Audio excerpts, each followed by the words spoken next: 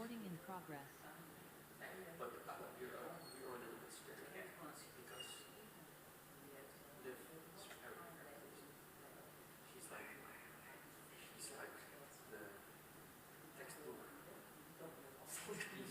Snap ik wel. Als ik niet ga She doesn't cry. She's a little bit feisty, but that's fine.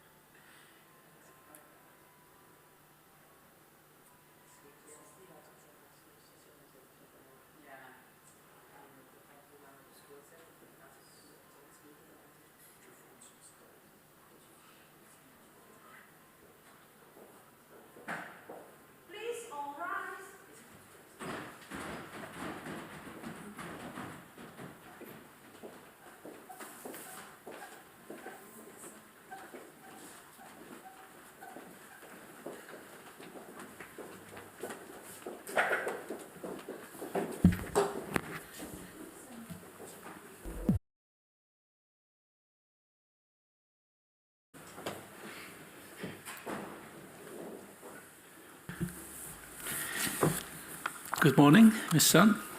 Good morning, ladies and gentlemen.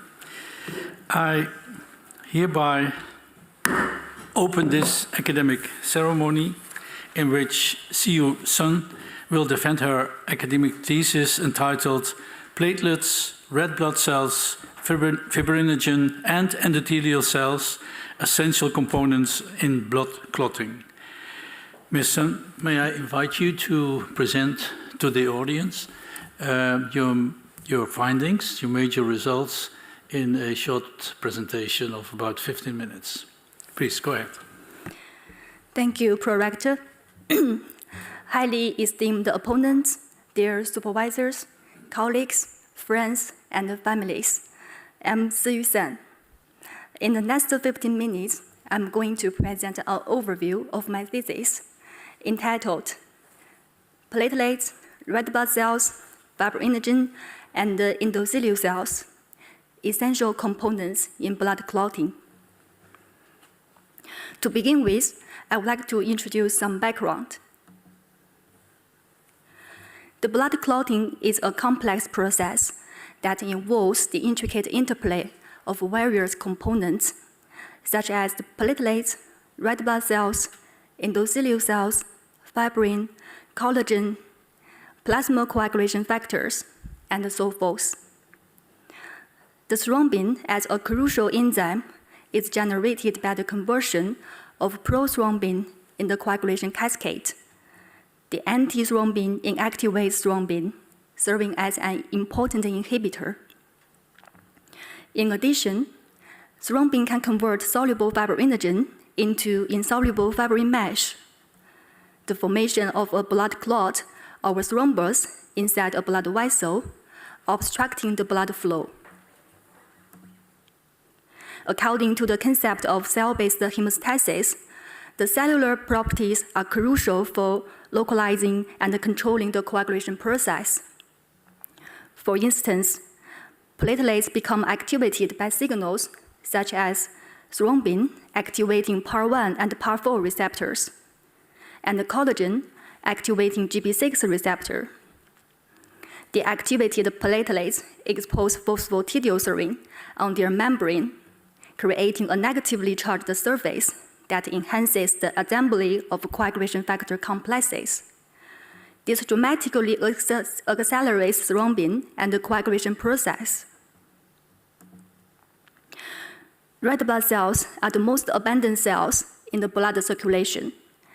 The red blood cells interact with platelets and fibrin in the blood clot, helping to stabilize the clot. Earlier papers indicated that a small fraction of fresh isolated red blood cells also express phosphatidylserine, which can also enhance the assembly of coagulation factor complexes and accelerates the thrombin and coagulation process. Most importantly, some dysfunctional red blood cells, like in polycythemia vera diseases, with high red blood cell count, increase the blood viscosity, and hemolytic anemia diseases with low red blood cells count, but release procoagulant red blood cells vesicles. Both increase the risk of thrombosis. However, how these abnormal red blood cells regulate the coagulation process is not completely understood.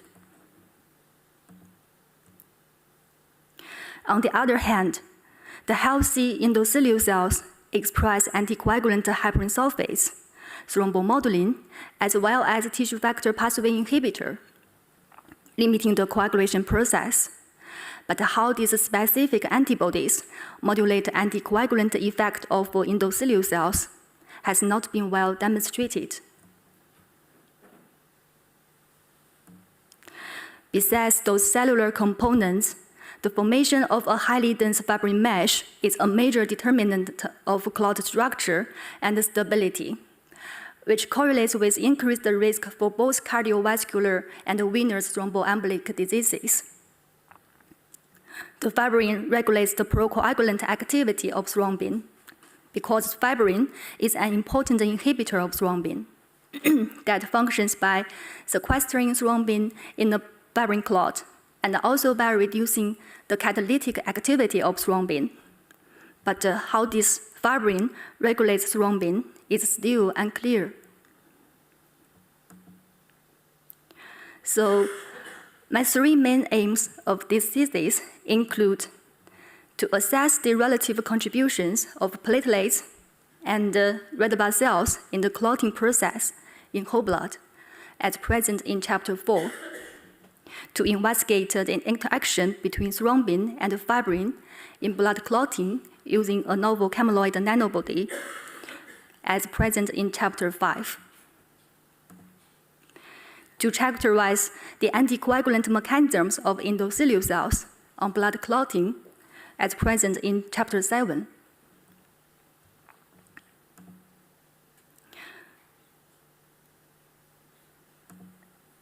In method, the thrombin generation measurement in plasma and whole blood is a key method of my thesis. This figure showed a simplified scheme of the calibrated automatic thrombogram.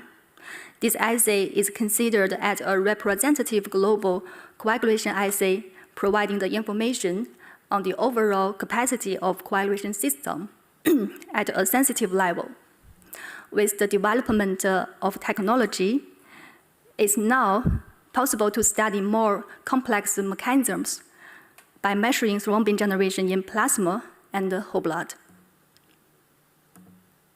So, in this thesis, I mainly investigated the roles of cellular components, including the platelets, red blood cells, and the endothelial cells, and the secondary of fibrin in thrombin generation, with an expected profound effect on coagulation and blood clotting system using this advanced thrombin generation assay. To better understand the role of fibrin in coagulation process, we designed a novel antifibrin nanobody, which was obtained from llamas injected with fibrin degradation products. This nanobody has the potential to inhibit fibrin formation, and we investigated how this novel nanobody affected the fibrin formation and how this novel nanobody affected thrombin generation. And next, I'm going to show some key findings. Firstly, in Chapter 4, using a new high-throughput whole blood thrombin generation method, we report a faster and initially higher generation of thrombin and a shorter coagulation time in whole blood than in PRP at low concentrations of 4 different coagulation triggers, as shown in this figure: trigger 1, trigger 2, trigger 3, and trigger 4. And this effect is independent of the types of trigger. when we tested the impact of GP6-induced platelet activation in the context of whole blood, we found the collagen-related peptide appeared to slightly accelerate thrombin generation in whole blood. On the other hand, the enhancing effect of CRP was more pronounced in PRP. This suggests that platelet GP6 activation complements the enhancement by red blood cells. Previous studies indicated that a small fraction of isolated human red blood cells express phosphatidylserine. This was confirmed by flow cytometry, showing that there 0.5% in fresh washed red blood cells express phosphatidylserine. The calcium-activated red blood cells increased the percentage of phosphatidylserine exposure up to 12%, and blocked red blood cells decreased down to 0.2%. In agreement with the procoagulant role of the phosphatidylserine exposure, the calcium-activated red blood cells strongly increased the thrombin generation when compared to control red blood cells and blocked red blood cells.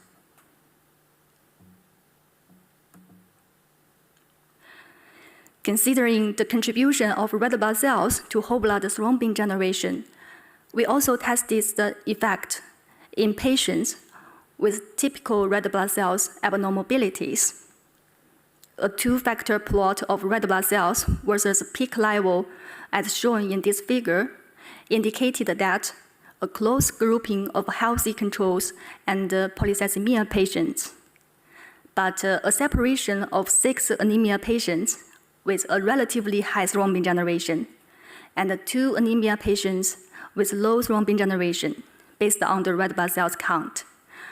This finding agrees with the knowledge that both bleeding and thrombotic complications have been noticed in these anemia patients. However, the patients with congenital polycythemia vera with normal red blood cells count showed similar thrombin generation responses as those from healthy controls, likely linked to normalized the red blood cells count during treatment.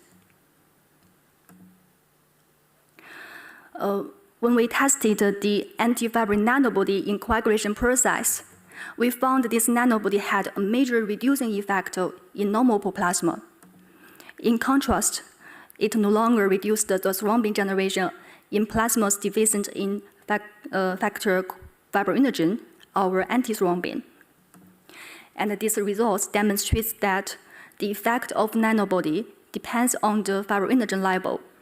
And most importantly, the nanobody depletes the thrombin from the fibrin fiber to allow the thrombin in activation by antithrombin.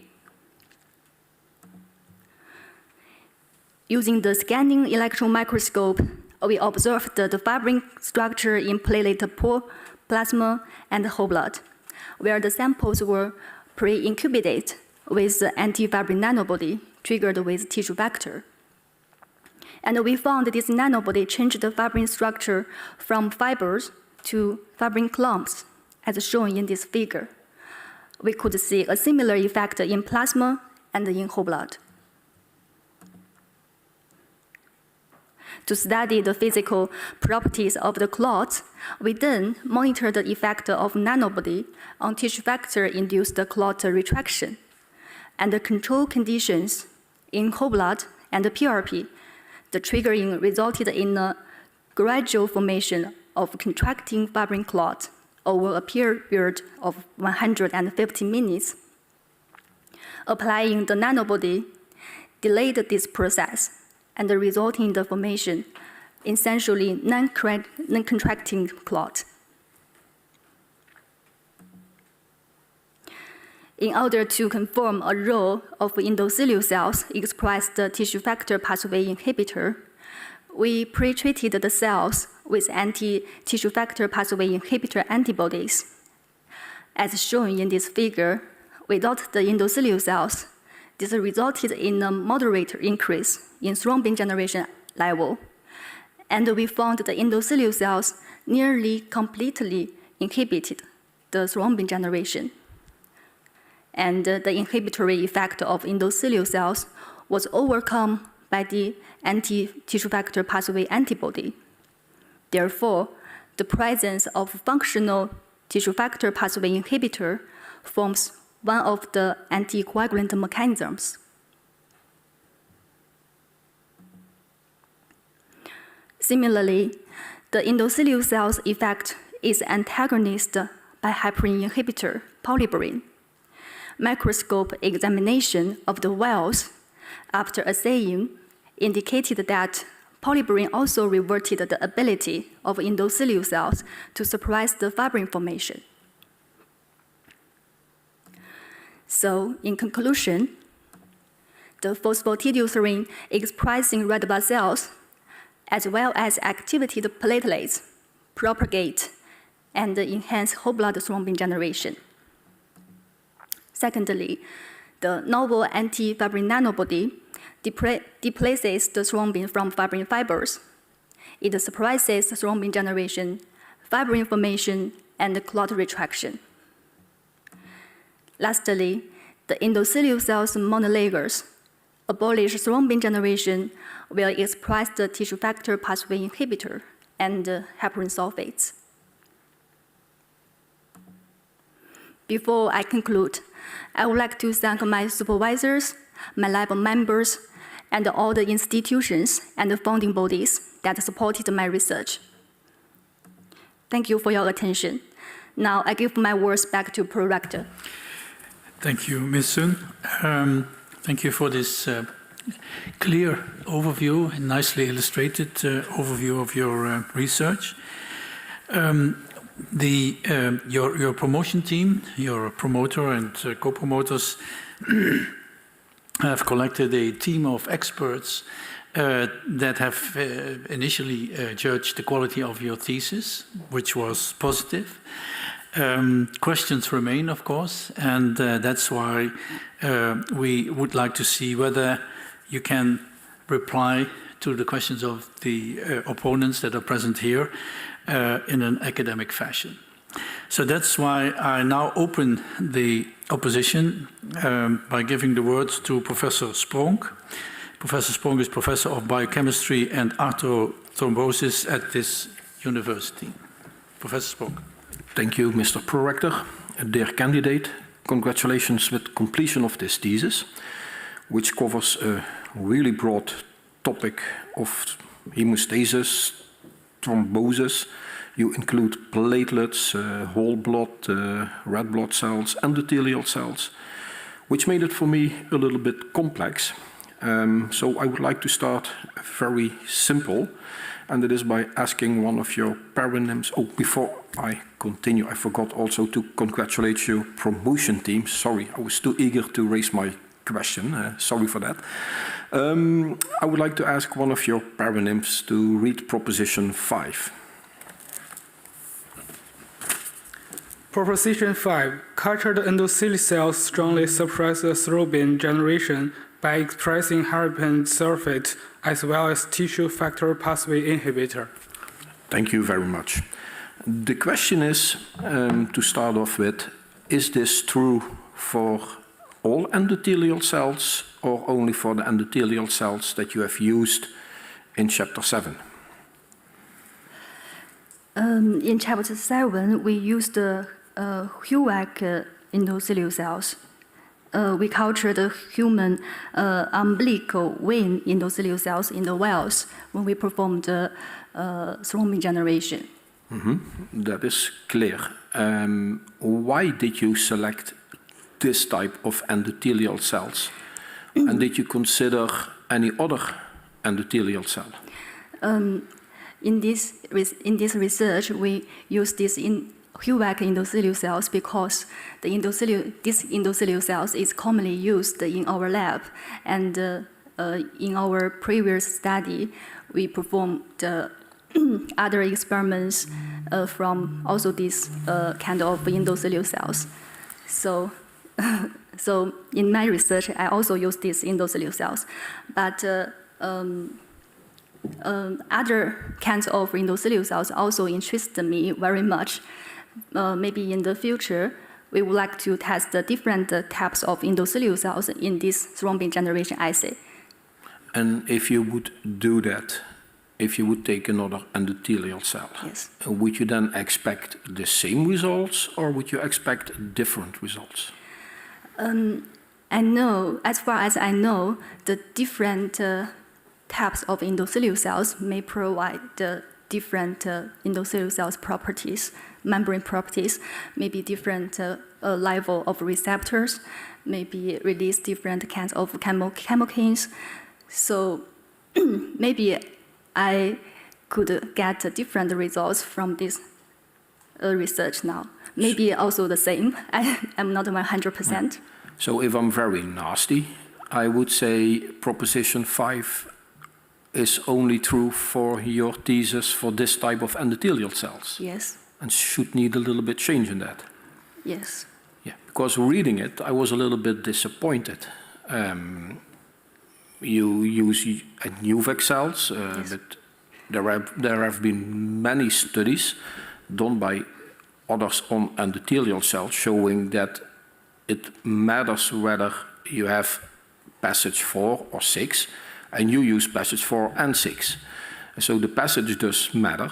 It matters which kind of medium that you use, and that all can reflect on the pro-coagulant activity of endothelial cells or anti-coagulant properties. So I would change the proposition.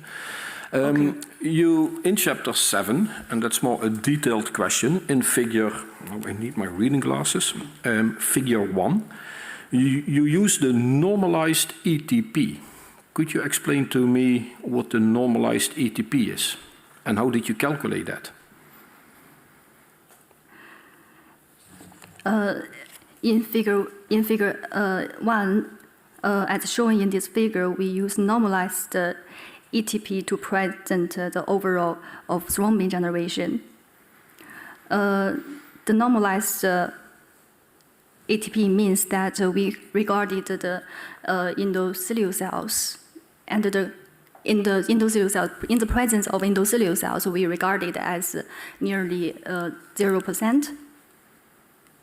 So, but how did you calculate it? You do an experiment, Yes. and then you use some condition as the normal condition, and I guess then you divide the obtained experimental value by this, would you control value or normal value, and then multiply it by something, or not?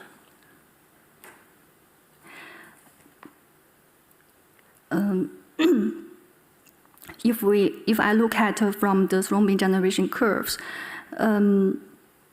this normalized ETP means maybe we take the 3 average of the ETP from 3 experiments. So as shown in figure A, no red blood cells, and we regarded the ETP is 10, and with the endothelial cells is nearly 0. That means the endothelial cells completely inhibit the thrombin generation. Okay, thank you. Considering time, one final question, if I may, Mr. Prorector. Yes, sir. You used whole blood, platelet-rich plasma, platelet-poor plasma, and I'm a very simple soul. I have already my problems in understanding platelet-poor plasma, thrombin generation profiles. What is the contribution of the platelets or the red blood cells in chapter 7 on these endothelial cells? Or would you have said, well, I could have done with plasma alone without the platelets or red blood cells to make my conclusion? Or to Can you draft the conclusion? briefly answer the question? We test the endothelial cell-based thrombin generation in platelet-rich plasma. We mainly invested the platelet activation mechanisms to contribute to this endothelial cells anticoagulant activity. To check in whole blood, we would like to see if the red blood cells could interference this process. And we found that the endothelial cells has consistent reducing effect in thrombin generation. Okay, thank you very much. I would like to give the word back to the pro-rector. Thank you, Professor Sprong. The opposition will be continued by Professor Dijkgraaf. Professor Dijkgraaf is professor in biomimetic chemistry at this university. Please. Thank you, Mr. Pro-Rector. Dear candidate, first of all, I would like to congratulate you on the completion of this dissertation. I would also like to congratulate your promotion team on this wonderful work. And to start the scientific discussion, I would like to go with you to chapter 4. And in that chapter, you investigated the role of red blood cells on the coagulation. And as far as I understood, you were one of the first who was using whole blood in a thrombin generation assay. And when I read the experimental section, I was a bit confused. Can you explain to me, what you did to measure it in blood where there are red blood cells present? Because they also cause fluorescence quenching. How did you circumvent this? How could you measure thrombin generation in whole blood? Highly esteemed opponent, thank you so much for your kind words and questions. In this advanced whole blood thrombin generation, we solved the previous technical problem that the red blood cells may quenching the signals in the vials. To solve this problem, we mixed the whole blood samples using the multi-pipette 8 times. So the samples were mixed well in the well, and so we can get a stable signal. Okay.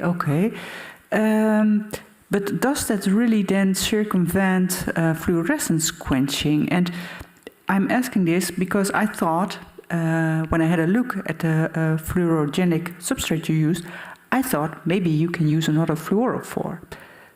So, first question, do you circumvent fluorescence quenching with mixing properly? And Yes. would another fluorophore be an option? Yes, I totally agree with you that we can use another fluorescence probes to detect the fluorescence signal.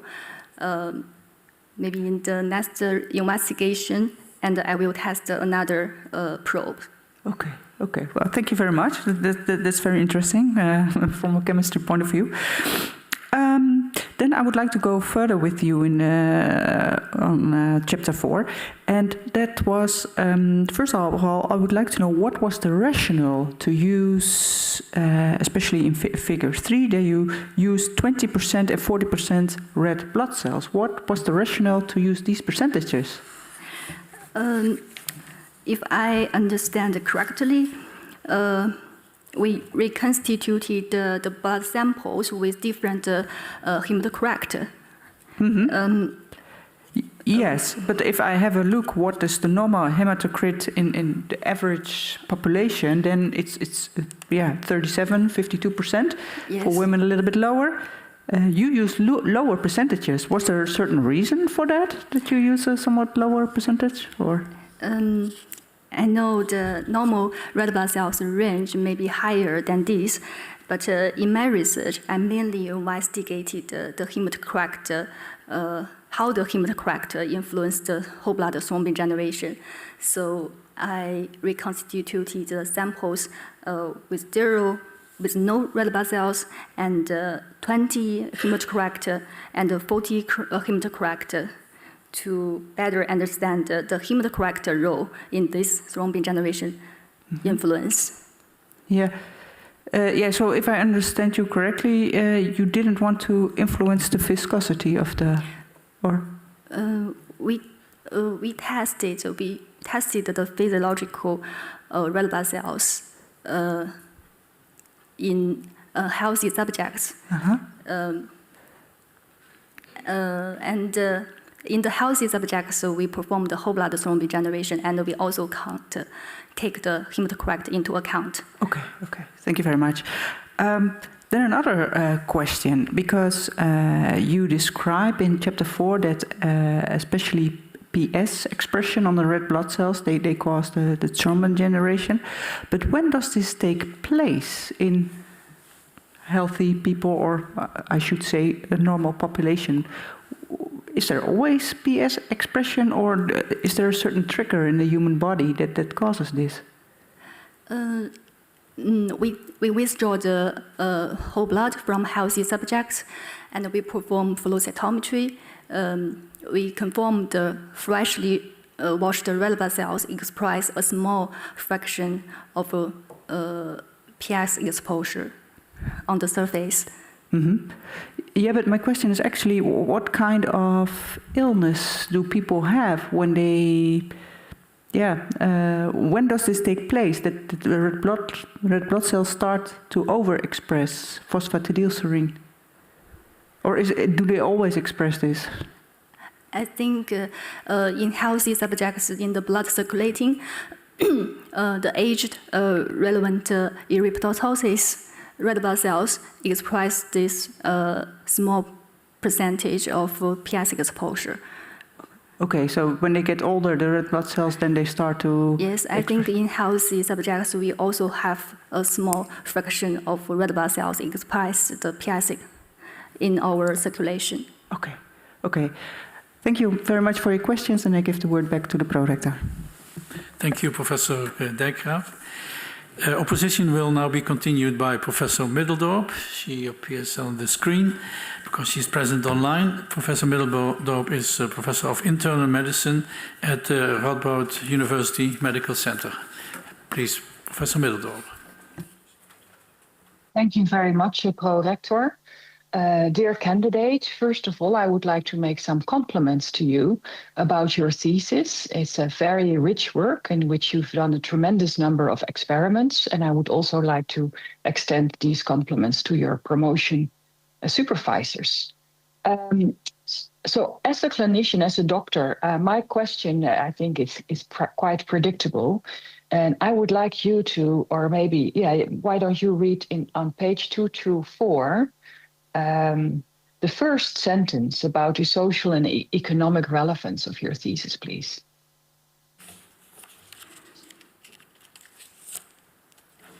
On page 224. 224.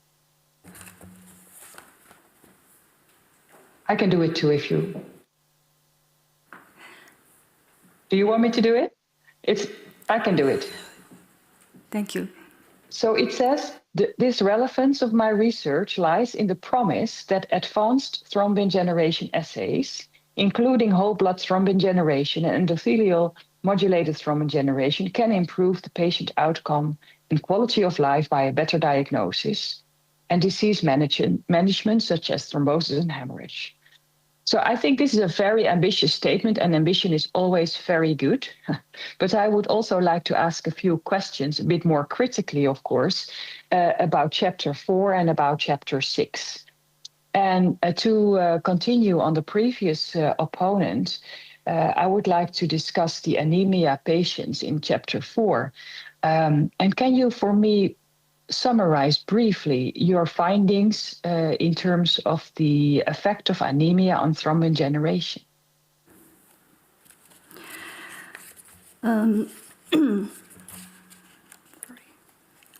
In Chapter 4, we test a cohort of anemia patients in whole blood thrombin generation. And these anemia patients, all these patients have low red blood cell count. And we found big variations appeared in those anemia patients because some patients have very high thrombin generation and some patients have very low thrombin generation. This is not the red blood cells count dependent. And then we treated the blood samples with NSA5, and we found the NSA5 can reduces the thrombin generation in these anemia patients. So that means the variation in thrombin generation is dependent on phosphatidylserine. I mean the overall of phosphatidylserine level in those blood samples. Those patients has higher thrombin generation. probably have higher PS exposure level. Those patients with low thrombin generation with a low level of PS exposure. Yes, thank you. So you already mentioned in your discussion that the group of patients that you have been able to test with anemia is very heterogeneous clinically. So if you then go back to your impact, your ambition, which I really enjoy, do you think that as clinicians, perhaps we should help you by making more homogeneous anemia, or making more homogeneous groups of patients with anemia, because there are so many different causes. And I think if you look in your table, there are also very different causes of anemia. And how would that help you interpret your results? In these anemia patients, the overall of thrombin generation depends on the phosphatidylserine exposure in the blood samples. We hope but in this study, we only collect about 10 anemia patients. But in the future, we would like to collect more anemia patients to prove this. Yes, and then also work together with clinical doctors to make sure that you're not doing apples and oranges because of the different causes of anemia, I would suggest. But I really enjoy the ambition. And to continue on the clinical impact of your potential clinical impact of your work, I would also like to go to chapter 6. And can you please explain to me why you chose to do these very these enormous amount of experiments in protein C and protein S deficient patients? Because in previous study, we found the collagen-induced GP6-dependent platelet activation and the thrombus formation is impaired in these patients with protein C deficiency and protein S deficiency. And our present data indicate that GP6-dependent thrombin generation is also impaired in these patients with protein C deficiency. In this study, we reconstituted the patients and healthy control plasmas with healthy platelets from healthy subjects. So we found it's not the plasma, it's not the platelet function. There's some reason in plasma may disturb this effect. And in the first figure, sorry. There's a glass of water. Oh, yes. Yeah. Yes, thank you.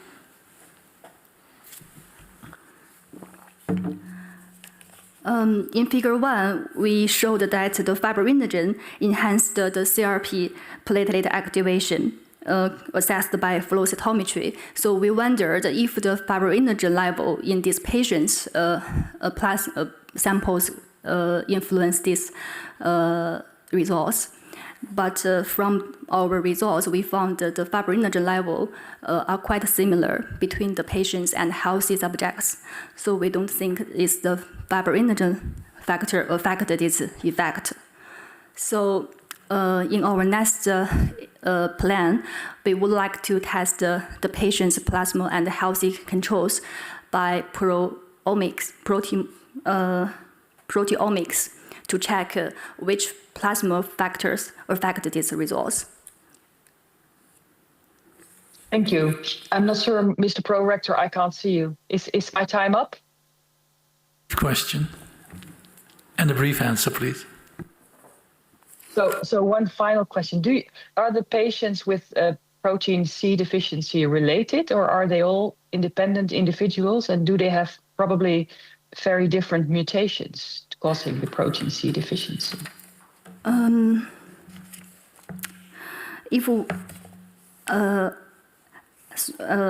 I don't know if these patients with specific That's fine. genetic factors.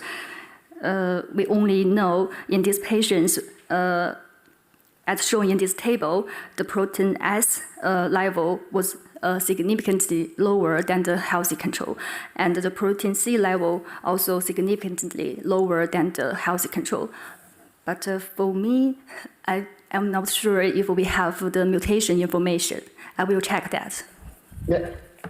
Yeah, fantastic. Thank you very much for your answers. I'm giving the word back to the prorector. Thank you, Professor Middeldorp. The opposition will be continued by Professor Ariens.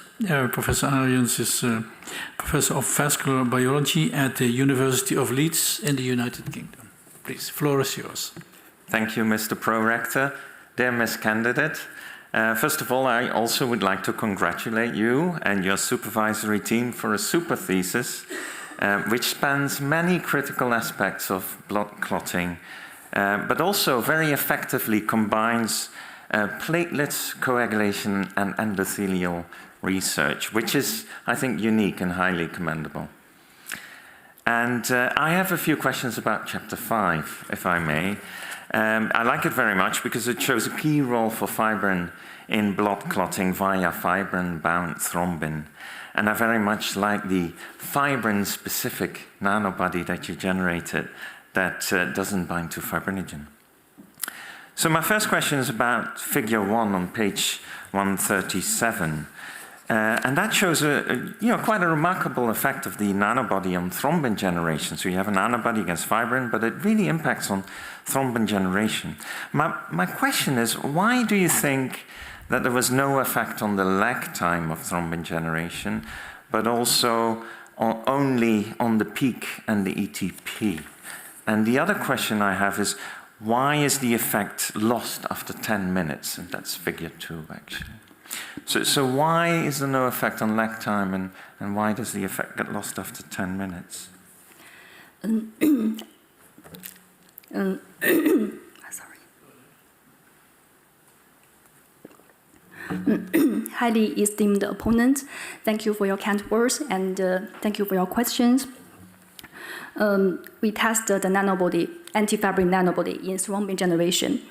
And we found the nanobody suppresses the thrombin generation down to 50%, only the peak and ETP, but not the lag time.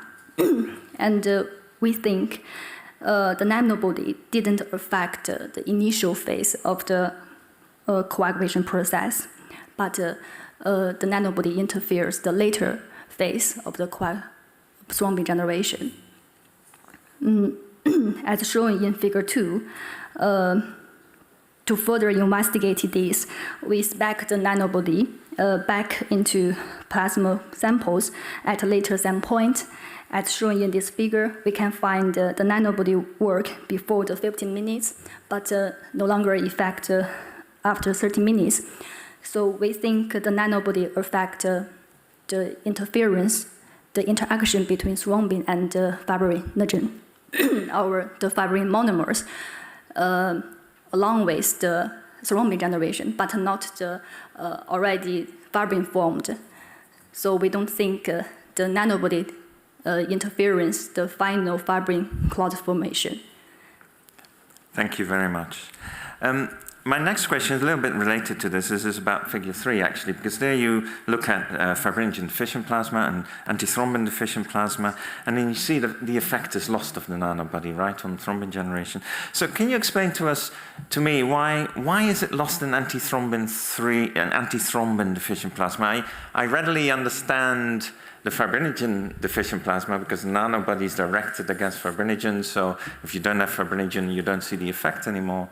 But why is the effect lost in antithrombin-deficient plasma? How does that work? We tested the nanobody in normal plasma and antithrombin-deficient plasma, and we found the nanobody could suppress the thrombin generation in normal plasma, but not in antithrombin-deficient plasma, because we think the fibrin-bound thrombin could protect against the antithrombin inactivation in the plasma conditions. Right, yeah, so it's protected against antithrombin when it's fibrin bound, and an antibody knocks it off. Yeah, that makes sense.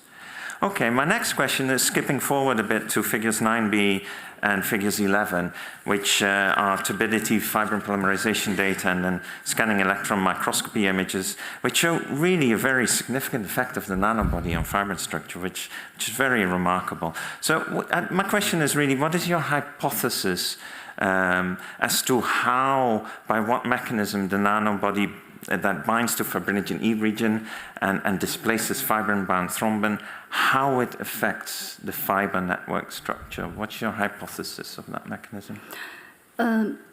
If we look at from this scanning electron microscope, the nanobody significantly inhibited the fibrin fiber formation.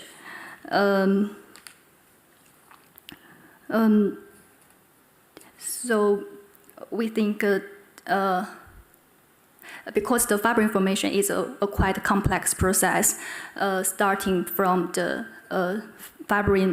from the thrombin bonding, the thrombin can cleave the fibrinogen peptides A and B, and to form a fibrin monomers, and then to form the fibrin oligomers, to form the fibrin protofibrils, and then to form a dense fibrin network.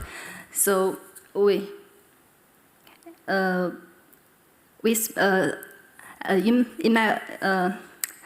my mind, I think the nanobody could interfere one of the part of this process, and to finally inhibit the fibrin fiber formation. Thank you. And my final question is about your discussion here in the chapter, and that's where you mentioned that the nanobody may be developed as a therapeutic to reduce thrombosis, which is an attractive proposal. I would like to ask you, what would be the next research steps? What would you do to test this hypothesis and further develop the nanobody? In the further research, we would like to test the nanobody, if the nanobody could affect the thrombosis and the bleeding complications in mouse model. And we think the antifibrin nanobody could potentially cause bleeding risk, because the fibrin is in a clot formation during the coagulation cascade. Inhibiting the fibrin could impair the clot stability. The so-called risk of bleeding. But this effect dependent on the nanobody's dose and the contact of the it use.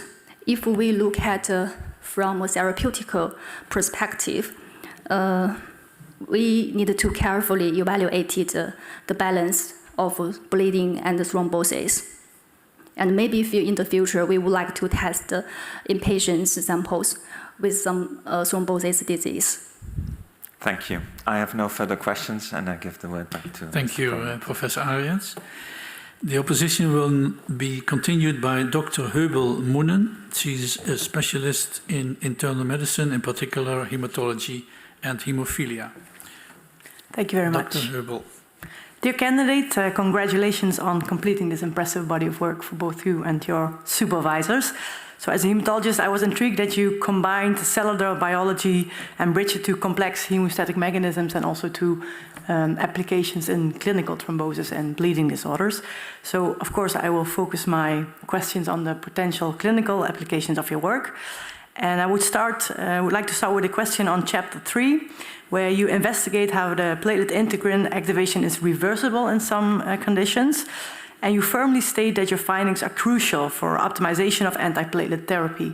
So my first question would be, what is wrong with the current antiplatelet therapy, and how would your findings solve these problems? In chapter 3, we tested the platelet activation pathway controlling reversible integrin alpha 2b beta 3 activation. And the integrin alpha 2b beta 3 plays an important role in platelet activation and the thrombus formation by dynamic the conformational change. These changes are reversible, meaning the integrin alpha 2b beta 3 can transit from active and inactive state in response to the physiological condition or in pathological conditions. We think the reversibility is crucial because it can maintain the hemostatic balance and it can prevent excessive thrombus formation and to achieve the controlled platelet function in vivo, also in the pathological conditions. Thank you. So in patients, we sometimes see like very much variability in the effect of antiplatelet therapy. Is there maybe a role for the pathways you describe in this?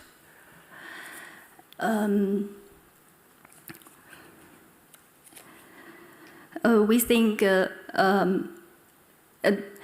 integrin alpha 2b beta 3 activation is a very complex network, and many proteins in this network could influence the integrin activation or inactivation. And from pharmaceutical, and we can use some target-specific inhibitors to inhibit one of the pathway to inhibit the integrin activation. Like the terafibin is an antagonist of the integrin alpha 2b beta 3 receptor. By applying the terafibin, we can inhibit this receptor in activation, so avoid the excessive thrombus formation. Thank you very much. I would like to go on to chapter 4, where you develop and investigate a thrombin generation assay in whole blood, and also conclude that both red cells and platelets contribute to the thrombin generation process.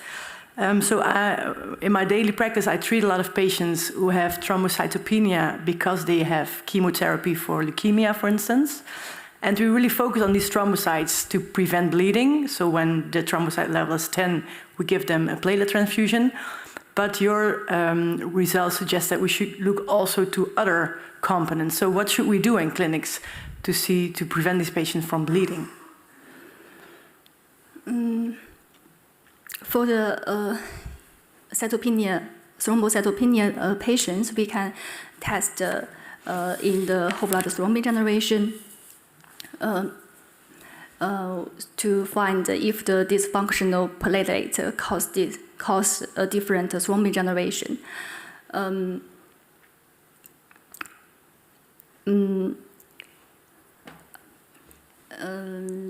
So maybe you can suggest we only look at platelets, but we know that we can only test the thrombocytopenia patients in plasma thrombin generation to target because in platelet-rich plasma thrombin generation, the platelet response will become more activated. Maybe the plasma thrombin generation would be a better option to test those thrombocytopenia patient samples. Okay, thank you very much. Can I have one last question? Yeah. My last question is about chapter 7, where you demonstrate anticoagulant mechanisms of endothelial cells. So I treat a lot of patients with bleeding problems, and when I do all the laboratory tests, then I don't find a cause for bleeding. Of course, we cannot test endothelial cell function in these patients. So this would be a very promising way. Can you elaborate a little bit more what steps we need to take to put this concept in practice? In chapter 7, we developed endothelial cells based thrombin generation because the endothelial cells dysfunction has attracted interest as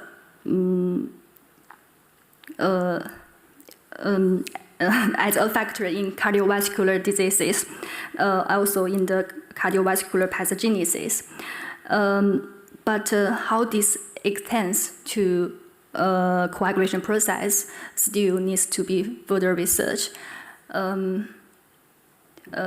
In my research, we have not done much work about this. Maybe more work on the standardized and clinical relevance are needed in the future research. Okay, thank you for your questions. I give the word back to the Prorector. Thank you, Dr. Hubbel-Moonen. The opposition will be continued and finalized by Dr. Tullemans. She's a scientist at Synapse Research Institute in Maastricht and focusing on platelet signaling and function. Thank you, Prorector. Dear candidate, first of all, I would like to congratulate you with wonderful work, and of course also congratulations to your promotion team. It's a whole collection of complex things. It's indeed a lot of parts of the blood that you research. But as expected, I want to focus with you on chapter 3. And especially because you here look at integrin activation and P-selectin expression upon GP6 and PAR1 and PAR4 stimulation. Just to start off, can you shortly explain what the difference is between the integrin expression and the P-selectin expression, and why one can go down while the other does not? It stays high over time. In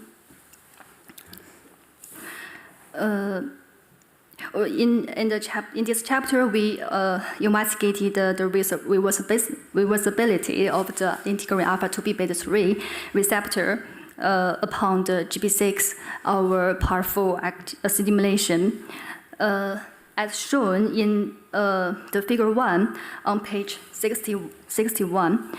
In figure A, we found that the GP6 induced a reversible integrin activation, because at 10 minutes, about 90% of integrin activated, but at 20 minutes, only the 60% integrin activated. That means part of the integrin alpha 2b beta 3 undergo conformational changes. So the at 20 minutes, the point goes down.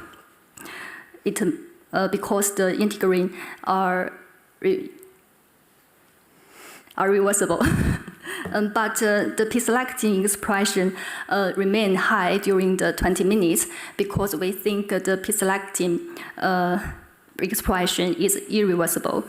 Because when the platelet activated, the alpha granule fused with the membrane of platelets, and the released P-selectin stay on the surface of platelets, and they can't be retrieved. So we think the P-selectin expression is irreversible, so it remains high during this period. Thank you. Next is, and following on that with the integrin expression, you especially see it going down with the GP6, but also with the PAR1 activation. How do you think it can be reversed with PAR1, but not with PAR4?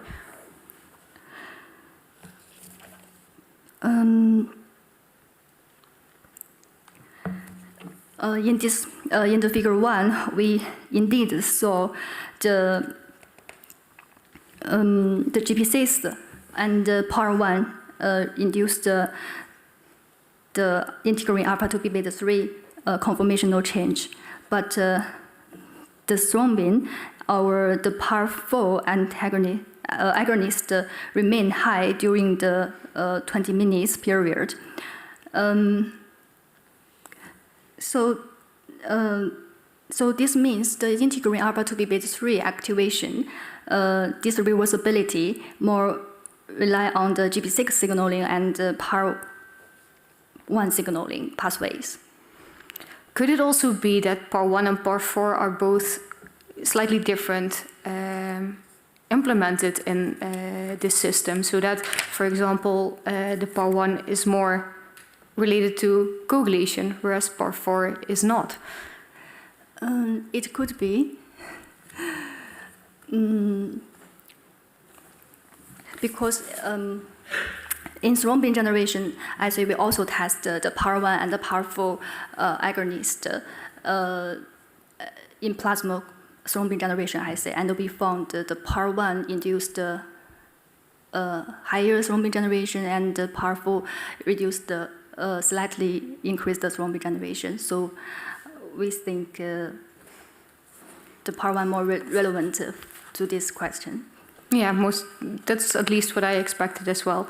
But also with the figure 1 that you mentioned, I was also quite surprised. You stated you use a submaximal dose and a lower dose of the agonist. But how did you determine the submaximal and the lower dose? Because if you look at figure 1, both doses that you use for each agonist have the same amount of activation. And if you look in your supplement figure 1, you also see that they're both really activated, that they're both in the 90% often with their activation. So how did you determine this submaximal dose? In this flow cytometry experiments, we test the CRP concentration at a higher concentration and a lower concentration. Based on previous studies, we look into the concentrations of CRP in previous literatures, and we choose a higher concentration at 5 and a lower concentration at 2.5. And we found in our research, we found the similar effect of these two CRP factors. But also for thrombin, you use 5 and 2.5, but you see that they do exactly the same. So is that really a submaximal dose with a lower dose, or are they both just massively activating? We can see, although at the lower thrombin concentration, the integrin alpha-2beta3 already fully activated. So the lowest concentration is enough in these experiments. So the results showed that this integrin alpha-2beta3 activation is independent of the thrombin or CRP concentrations. Would it then be interesting to look at a kind of intermediate dose that you're not maximally activating? You may briefly answer. Yes, in the future, if we I would like to test the dose response in these experiments, maybe from 0 to 2.5 and maybe 3.5 and 5, like this. Thank you. Thank you for your answers. I'm happy with the discussion and would like to give the word back to the podium. Thank you, Dr. Tullemans. Ms. Sun, the time appointed for defending your thesis has passed. The degree committee here present will now withdraw to discuss the quality of your thesis and the quality of your defense. I request that you and your company await the result of our deliberations and our return in this room.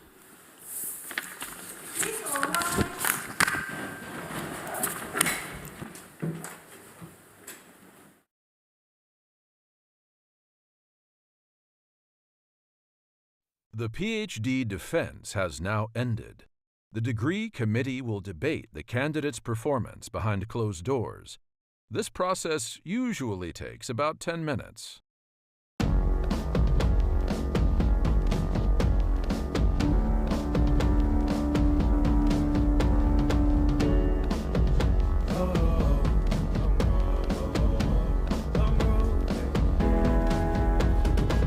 Long road to the south side. 10 miles in my rearview mirror, I know what it felt like. My goals only getting clearer, east side to the west side.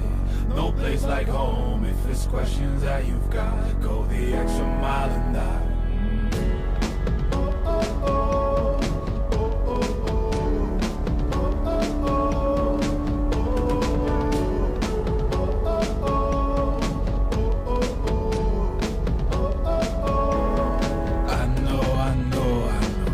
On the line, I know you know that I can't read your mind. Years can't fly by now, don't waste all your time. Cause I'll go the extra mile. Long road to the south side, 10 miles in my rearview mirror, I know what it felt like. My goals only getting clearer, east side to the west side. No place like home, if it's questions that you've got, go the extra mile and die. On the dash, got my laces tied. Long road, I don't waste no time. Break rules because fate decides. With the team and we chase the light. I make a move, fall down, shake it off. I hate to lose, bad branch, break it off. No room for negativity, praise and love. Prepare for deep part cause we're taking off. Traveling so far from home, gathering knowledge, other connections. I put the time in to get everything I ever hoped for. It's a challenge and we all in. It's a better future that we go for. And even though these nights seem long, I know that I am never on my own. Know you've won the battle once you've grown.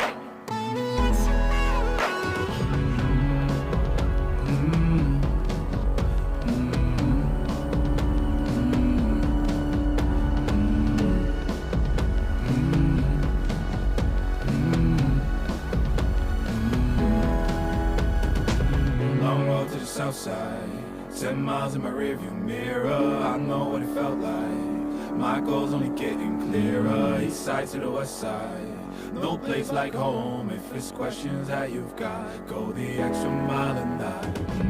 Long road to the south side, 10 miles in my rearview mirror. I know what it felt like. My goal's only getting clearer. East side to the west side, no place like home. If it's questions that you've got, go the extra mile and that.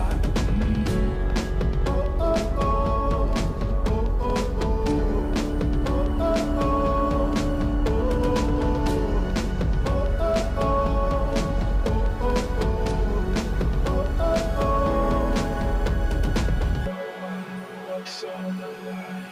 I know you know that I can't read your mind.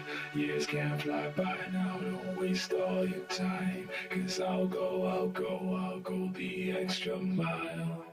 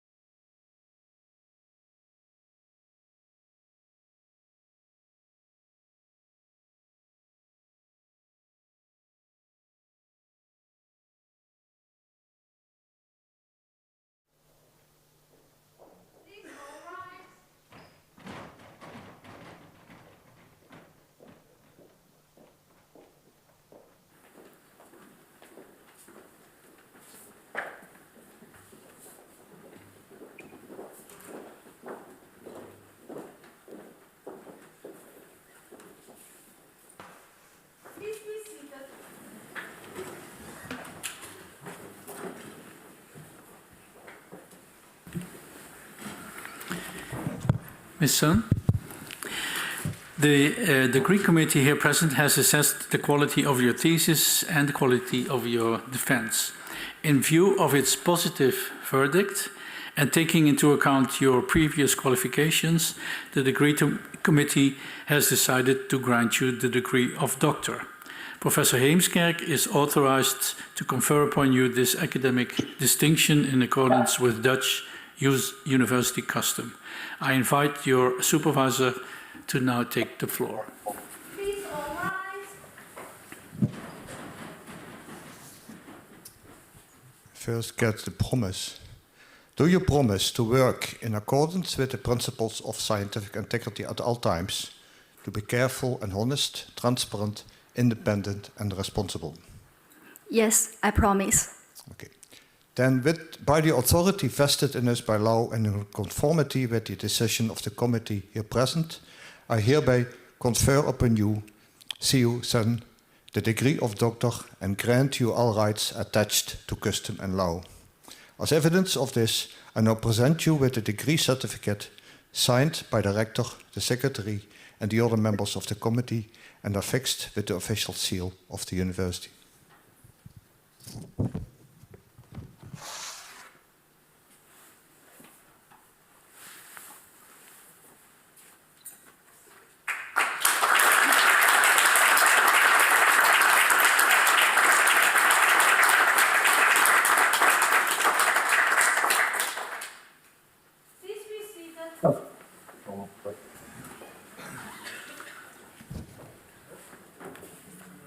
Esteemed Dr. Sun, dear Siyu, I am very much honored to be the first person to congratulate you with the just achieved doctoral degree at Maastricht University. And I'd like to extend my congratulations to your family, further relatives, and your friends. In this regard, I also speak on behalf of other members of your promotion team, especially Dr. Bas de Laat, Emeritus Professor Philip de Groot, and not yet Emeritus Professor Hugo de Kate. One name I don't mention for reasons that will be clear later in this lecture. Today, all the members of the opposition agreed that you have written an impressive PhD thesis and that you have defended it in a positive and convincing way.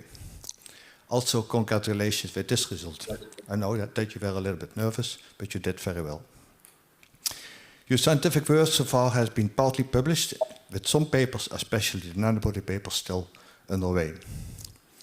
Accordingly, what we have observed today is the very successful result of an extraordinary journey you have made since you left Shandong University in China, where you studied pharmaceutical scientists.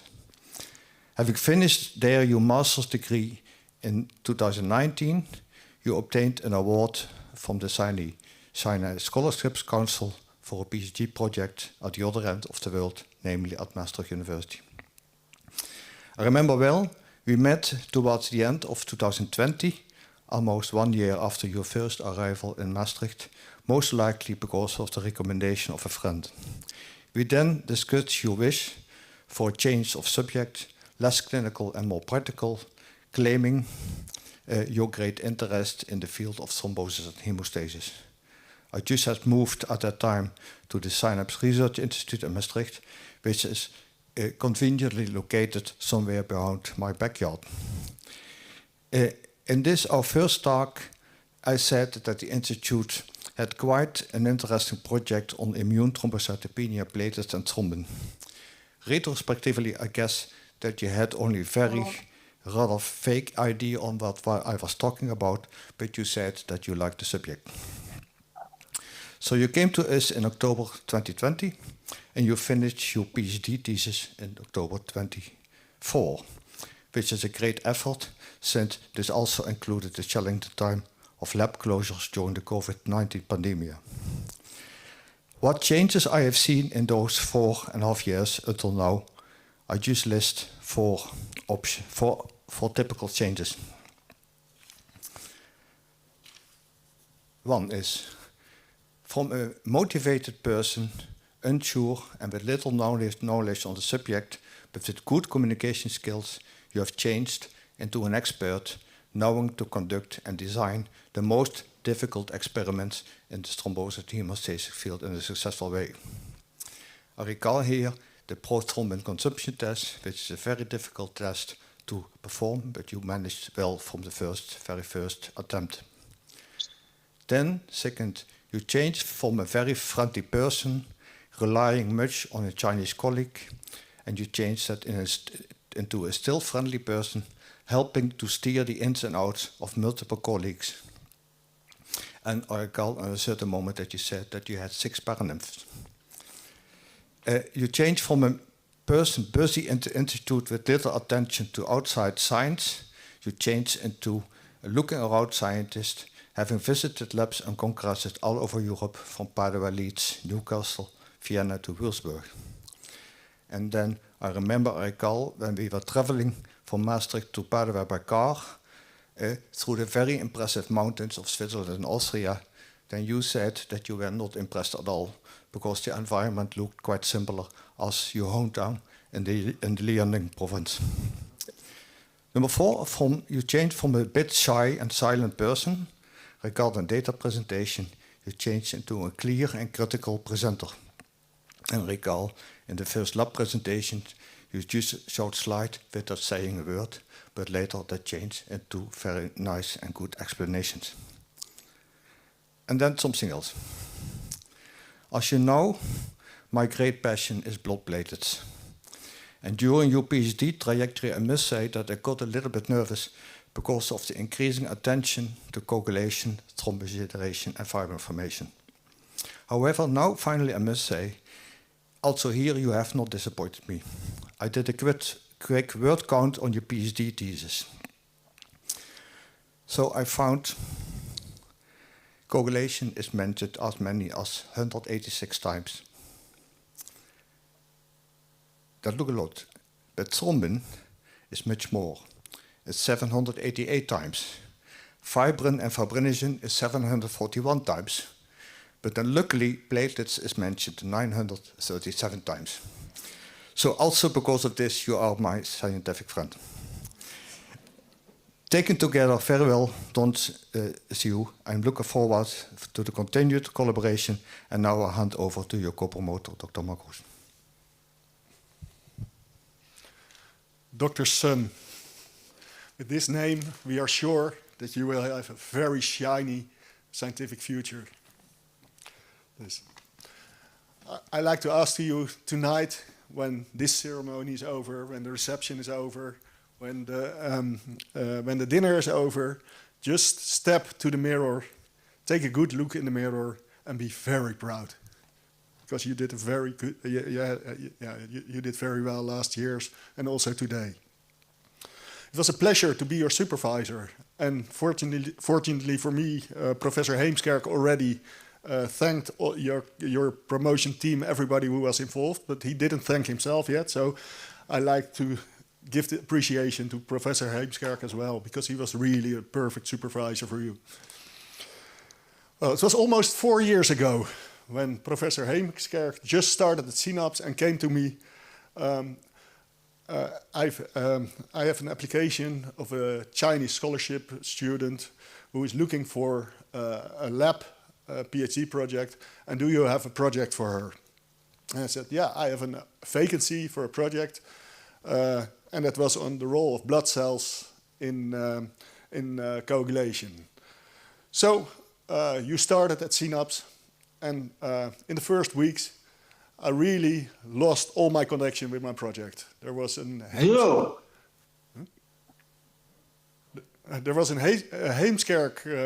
Heemskerk Sun team, and that team was an isolated island, and nobody could interfere in this island. So I thought, oh, that's going the wrong direction. So I saw many heat maps passing by, and but luckily for us, the Heemskerk Sun Island opened and shared the data. Shared the data, and we really became a strong research team. And what we saw in the thesis, many nice scientific publications with data, quantitative data and impressive figures. Well, as I said before, you can be very proud of yourself. First of all, you can be proud because you delivered an impressive thesis with high quality research. Secondly, you can be very proud on the excellent presentations you gave on the NVTH, BSHT, and also on your thesis defense here. Well, you can also be proud on your development in the past 4 years, because you came in as a very shy young woman, and you are really an impressive scientist now, who's already making her own plans for her own projects, her own collaborations.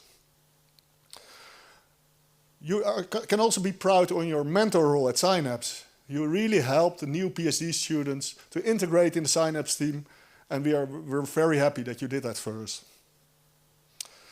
So I'm very proud that I could have been your supervisor. And it's not only your name, Dr. Sun, that guarantees a shiny future, a shiny scientific future, but it's also your skills, your personality, your drive, and your intelligence. So I'm looking forward to a very long collaboration with you in the future. Thanks.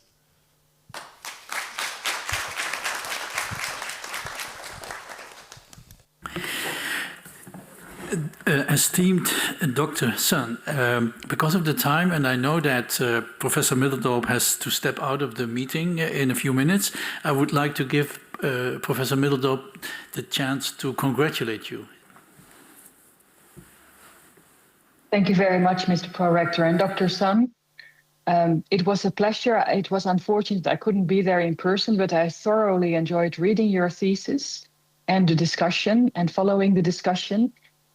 Congratulations with this esteemed milestone in your career, and I wish you the best of luck and a very nice celebration today. Thank you.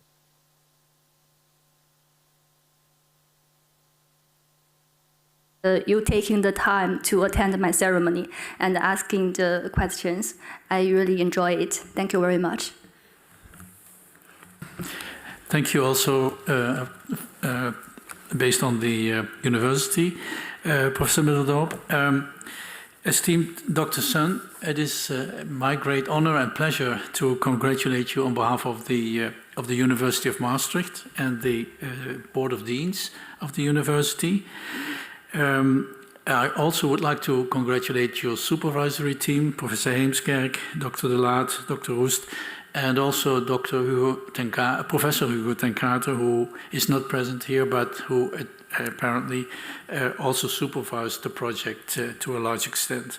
I also would like to congratulate your family, who's probably in the air, and family and friends, some of which are present here.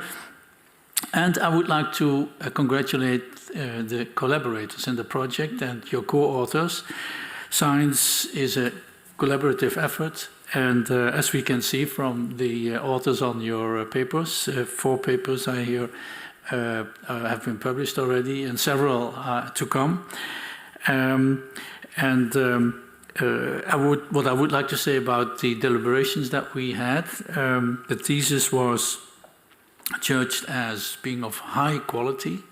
It's a very broad area that you have covered, and most of it was done by yourself. It's your own work, but I said collaborations are important in science. Then your defense, you honestly answered the questions. That's very important for a scientist. Indicated where you didn't know the answer or didn't have the data to answer the question, you honestly indicated that. You have a broad overview of the topic,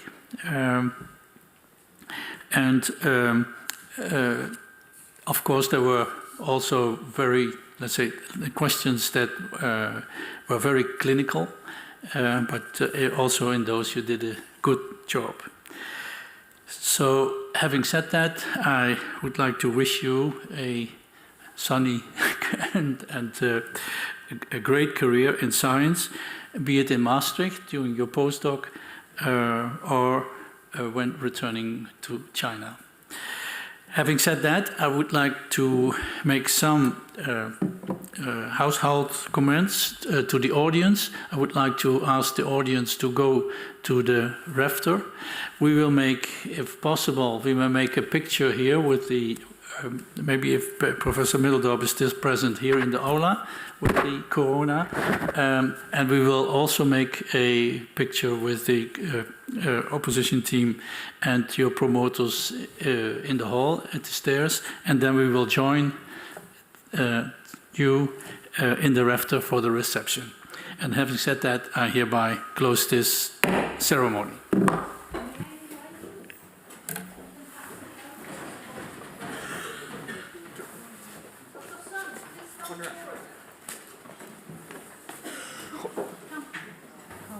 Supervisors, please come and join.